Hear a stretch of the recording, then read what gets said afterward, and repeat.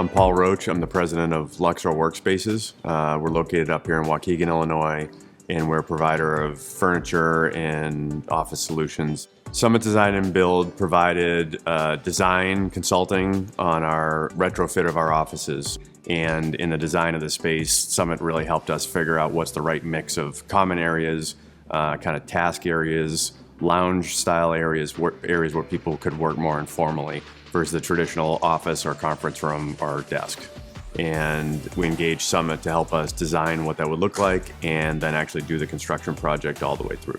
Summit created a space where our business could thrive by really taking a look at our environment and our kind of shell of a warehouse space and helping me craft the design of how we could turn that into a modern, inviting office.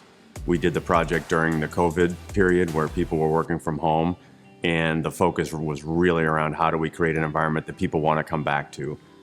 They use the term today, justify the commute, make people want to come back. And I think from Summit's advisory on the whole project, it really turned into creating a space that people would really want to come back to. I think the new space has really given myself and the team here uplift in the culture. So we were very much focused on office discussions. Whenever there's a meeting, you had to reserve a conference room or do it in a private office, and adding this type of space where it's much more interactive.